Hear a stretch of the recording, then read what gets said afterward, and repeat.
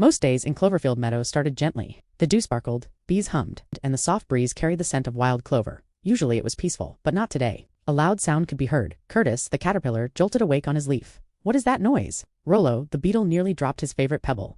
Earthquake.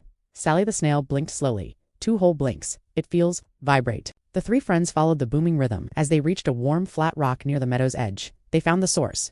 Lenard the lizard. He stood proudly atop the rock, thumping his tail like a drum, tapping pebbles together like cymbals, and whipping his long tail rhythmically. Lenard loved music. Not soft, soothing music. Loud, vibrating, body-shaking music. He spotted his friends. Hey guys, isn't this awesome? I call this piece Thunder Tree Shake. Curtis forced a smile. It's energetic. Rollo held onto his pebble for dear life. It's loud enough to wake the moles underground. Sally slowly slid forward. Lenard, do you always play this early? Of course. Lenard grinned. Morning is when I feel most musical, and Cloverfield Meadow has the best echo. But as much as Lenard loved his loud tunes, the rest of the meadow's creatures weren't so sure. Later that day, the trio gathered near a fallen log. Curtis sighed. I like Lenard. I really do. But if he keeps playing that loud every morning, nothing can sleep, nothing can think, nothing can stay balanced. Rollo interrupted, wobbling dramatically. My pebble almost rolled away twice. Sally nodded slowly.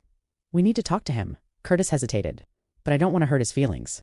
Music is his favorite thing. True, Rollo said. He's really good at it too. Kind of, intense but talented. So, they went to Lenard again, finding him remixing 2 sticks and a hollow acorn into something suspiciously percussion-like. Curtis approached carefully. Hey Lenard, we wanted to talk. Perfect timing, Lenard said. Listen to my new beat, Clover Stomp Symphony. Sally raised her voice a tiny bit. Lenard, we can't hear ourselves think. Rollo nodded. Your music is cool, but it's too loud for early mornings, and some of the smaller meadow creatures are feeling overwhelmed. For a moment, Lenard froze tail mid-twitch. You don't like my music? Curtis shook his head quickly. No, we like you, and your music is fun, but we need a solution so everyone can be happy. I didn't know it bothered anyone. It makes me feel alive, you know? Sally gently said, maybe there's a way for you to play without disturbing others. That's when Curtis's eyes widened. Wait, maybe there is. Rollo perked up. Do you have an idea? Curtis nodded, but we'll need an adventure, and a bit of teamwork. Curtis had heard that beyond Cloverfield Meadow, past the whispering weeds and the swaying ferns, there was a dip in the land known as Echo Valley Place, where sounds bounced around in soft waves rather than booming outward. If Lenard plays there, Curtis explained, the sound will stay inside the valley instead of blasting across the meadow. Lenard brightened instantly. A place made for loud music. Let's go. Sally blinked. We should pack snacks. Rollo nodded, and we need to make sure it's safe. Last time I heard stories about Echo Valley, someone mentioned slopes. So the 4 friends set out. First, they faced the whispering weeds. Tall, swaying grasses blocked their path, brushing together with soft hissing sounds. These tickle, Rollo complained as he pushed through. Sally got tangled. Help. Lenard gently lifted her free. Sorry, Sally, not built for tall grass. Curtis guided everyone through by following an old beetle trail, and they made it through safely. Next came the swaying ferns. The ferns were huge, arching, and constantly moving in the breeze, creating a leafy maze. Stay close, Curtis called. Lenard used his tail like a pointer to keep everyone from wandering.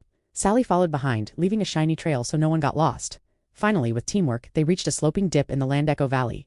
Lenard stepped into the center and tapped the ground. Tunk. The sound bounced gently, then returned as a softer tunk. Lenard's eyes sparkled.